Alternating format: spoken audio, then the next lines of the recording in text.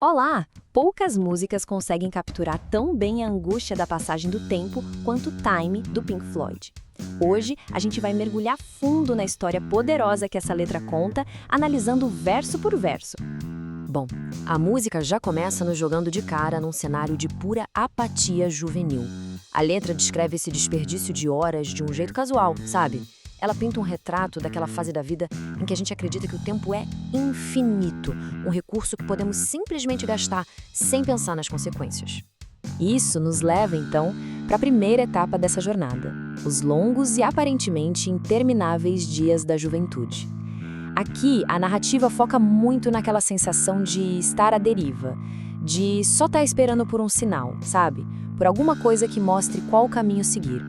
A genialidade da letra está justamente nesses detalhes do dia a dia. Chutar pedras, ficar deitado ao sol, ver a chuva, são ações que criam um quadro muito vivo de uma vida em compasso de espera. É uma existência passiva que fica ali, aguardando o empurrão de fora para começar de verdade. E o que está no centro de tudo isso é essa mentalidade, a grande ilusão da juventude. É aquele conforto perigoso de acreditar que o amanhã é garantido, que sempre vai ter tempo de sobra para as coisas que realmente importam.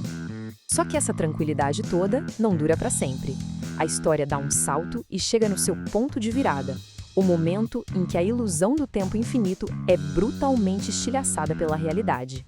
É o tiro de largada que o nosso protagonista nunca ouviu. E, de repente, esse número aparece. 10. 10 anos.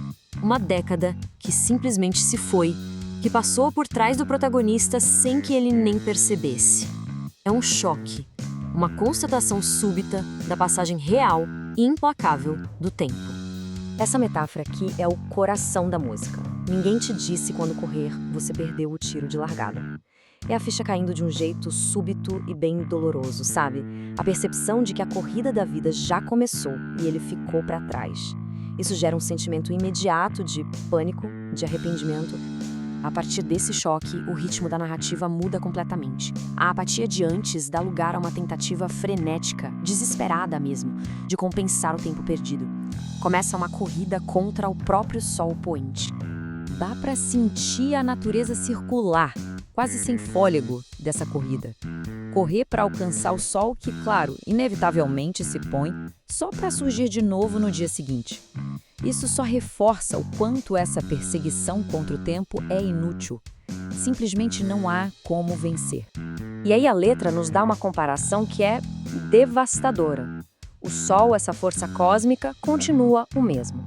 Mas o protagonista, não. Ele está mais velho, com menos fôlego. É o contraste brutal entre a constância do universo e a fragilidade da vida humana. E aqui vem a dura realidade. Essa perseguição toda não leva a nenhuma vitória. Cada volta nessa corrida desesperada leva apenas a um único destino inevitável: ficar um dia mais perto da morte. Certo, e quais são as consequências dessa corrida perdida? A canção agora começa a explorar os resultados mais concretos de uma vida vivida pela metade. As tais linhas rabiscadas que representam os sonhos que não se realizaram. Aqui a letra descreve um fenômeno psicológico muito real. Aquela percepção de que, com a idade, o tempo parece que acelera. Cada ano fica mais curto, parece que nunca encontra o tempo. Isso, claro, só aumenta a sensação de desespero. E que imagem poderosa é essa, né? Planos que ou não dão em nada ou meia página de linhas rabiscadas. Isso representa de forma perfeita o potencial que não foi realizado, as ambições incompletas. É aquele abismo entre sonhos da juventude e a realidade da vida adulta. Essa é com certeza uma das frases mais famosas da música. Agarrar-se em desespero silencioso é o jeito inglês. Embora seja um comentário sobre um certo estoicismo cultural, a verdade é que essa frase ecoa de forma universal. É o sentimento de uma luta interna, silenciosa, contra a mediocridade e contra o tempo que não para de fugir. Mas essa luta frenética não pode durar para sempre. No ato final da música, o desespero começa a se transformar numa espécie de aceitação, uma reflexão melancólica. A canção e a vida estão se aproximando do fim. A luta acabou. O tempo se foi, a canção acabou. E o que fica é esse sentimento profundo de finalidade e um arrependimento que ainda persiste. Aquela sensação de que, poxa, havia mais a ser dito, mais a ser feito. O tom aqui muda para resignação. Voltar para casa não é um ato de vitória, mas sim a busca por um conforto simples, físico. O calor do fogo se torna um consolo depois de uma jornada tão longa e tão cansativa. É a aceitação de que a corrida, enfim, terminou. E a música termina com esses versos super enigmáticos, o som de um sino de ferro chamando os fiéis. De repente, a narrativa se expande para além da história pessoal do protagonista e termina numa nota filosófica quase assustadoramente ambígua. A canção nos deixa com essa imagem final, um sino chamando os fiéis para ouvir feitiços mágicos. E isso nos deixa também com uma pergunta final e universal. O que são esses feitiços? Em meio à finitude do nosso tempo, quais são as crenças, os rituais, as palavras que nos dão algum consolo e significado?